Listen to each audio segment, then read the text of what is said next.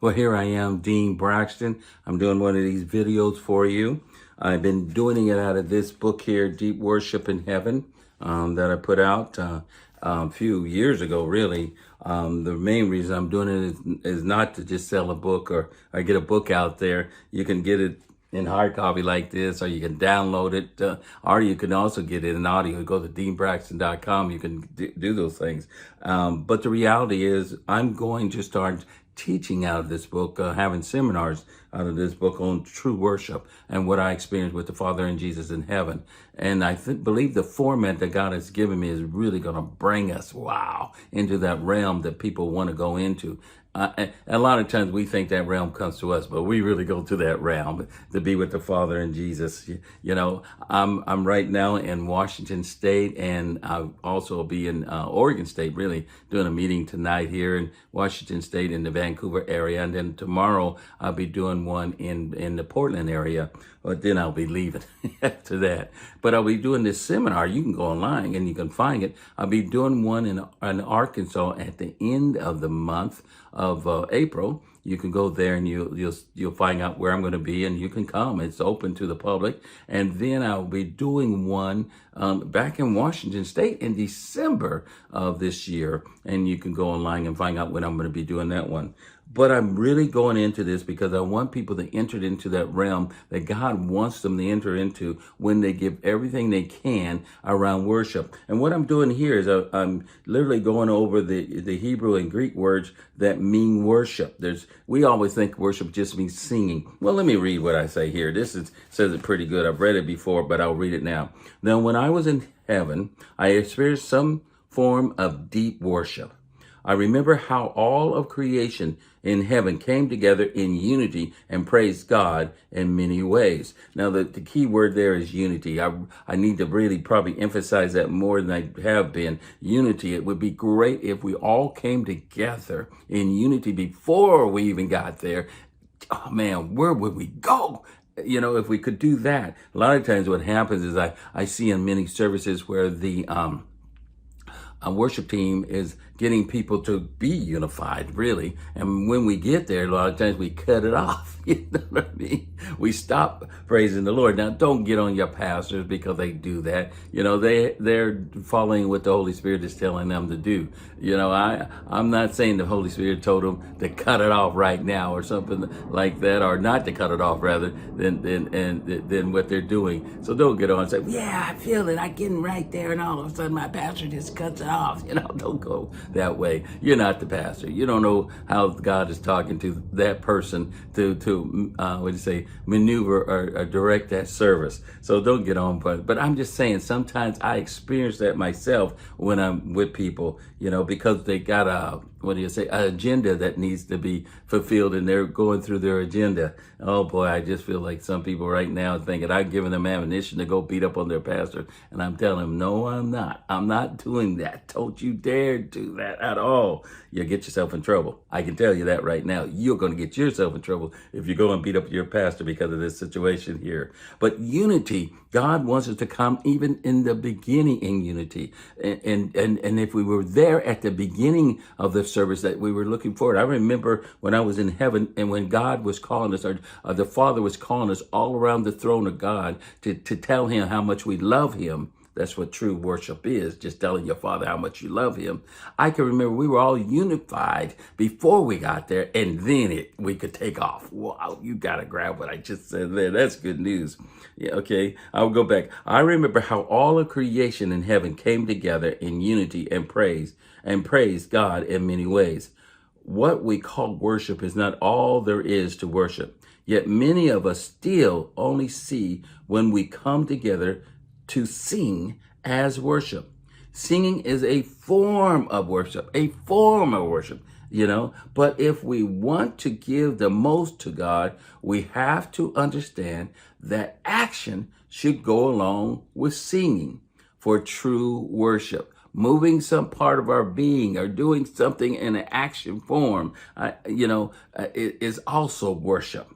I like this verse here that is really the foundation of this book. It's John 4:23-24. It says, But the hour is coming, and now is, and I believe it's now, right now, you guys. I really believe it's right now that we should be moving in this realm. When the true worshipers will worship the Father in spirit and truth. For the Father is seeking, he's searching for us to come to him in that manner. A lot of times we want him to come to us. We're going to him in that manner. I remember in heaven, it wasn't us calling him to us. It was him calling us to him. Somebody better grab what I just said there. The Father is seeking such to worship him. God is spirit, and those who worship him must worship him in spirit and truth.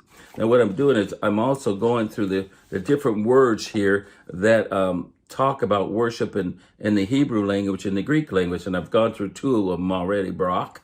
I've gone through that one. If you go back, you'll find out what I said about Anha, which I think is so powerful in itself. Oh boy, can't even get into it. And yet I want to. Okay. But now I'm going on another one. I got to do a little, lifeline here, because sometimes I have hard time pronouncing this word. So I'm going to turn on my little audio book so I can hear the word, so I can tell you what the word is in Hebrew. Remember, I got a American accent when I'm saying these things in Hebrew, so some of you please don't get too critical of me. It's my accent, okay? If it was my wife speaking, she can take a language and, oh man, she does such a great job of pronouncing those words. But let me see.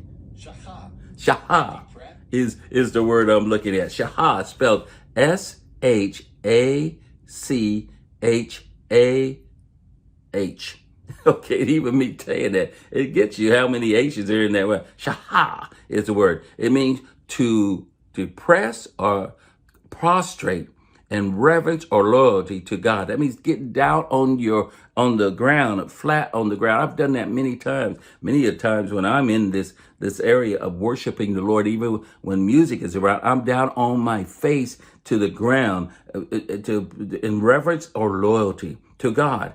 Bow down, bend, flat, fall flat, bend, fall flat, and humbly pray to show fervent and zealous love. That's what it's to do. That action shows frivolous and what do we say? Zealous love. Psalms 29:2 says, "Give unto the Lord the glory due his name."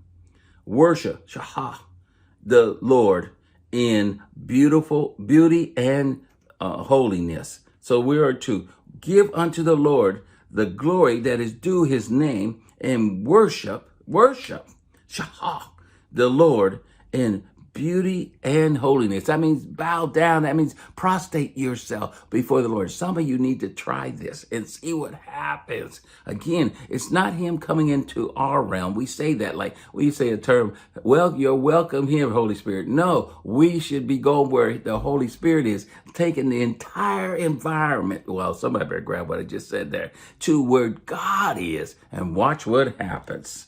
Psalm 64:4 says, "All the earth shall worship you and sing praise to you.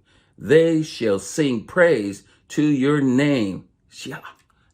Here we got the word again. All the world, all the earth shall worship you. That means that everybody's going to, the Bible says every knee will bow, every tongue will confess that Jesus Christ is Lord. This is what this is saying. They're going to go down. You might as well do it here on the planet, because there it is too late. Oh, somebody better grab what I just said there. That means you got to know him here to be able to go there. Somebody said, that's narrow. You'll find out. That's what I always tell people. You'll find out. And I'm not trying to be arrogant or mean or anything like that. I know everybody on the planet sooner or later is going to be before the Lord Jesus. That's something to think about. But here we are to bring ourselves and bow and prostrate ourselves, put ourselves on the ground and worship. That is worship in itself. I wish some of you would go down on the ground and prostrate yourself, and you just feel like electricity all over you, because everything in your body, well, is giving it up to the Lord. It's giving it up to the Lord. Okay. Psalms 95:6 says, "Oh, come, let us worship." Shah. That means go down on our hands and knees, go down on the ground and bow down. Let us kneel before the Lord, our maker. This is good stuff. This is good stuff. Some of you got it. Some of you know what I'm talking about. Some of you understand that worship is more than just singing words. It's how you present your whole being to him. And here's a way to present your being to God, your body to him in such a way that literally everything about you is saying, I love you, in a frequent way, in a very zealous way. It's saying it. Oh, this is good stuff. Well, I could keep on going on, but I need to stop here. If you like this video, put like on it. If you have a comment, put a comment on it. If you want to send it to somebody else, send it to somebody else. Remember, this book can also be downloaded in audio. That's what I did on that word there, is I made sure that I was pronounce it as close as I can with this American accent to be able to give it to you. But you could go and get it on audio. Also, you can download it, like I said earlier, for your iPad or your book or whatever they got out there that you download things onto these days, you know. Or you can get the hard form. You can order the hard form by going to deanbraxton.com. But I just want you to understand. I hope you even feel it right now. God wants you to come into his realm and tell him how much you love him.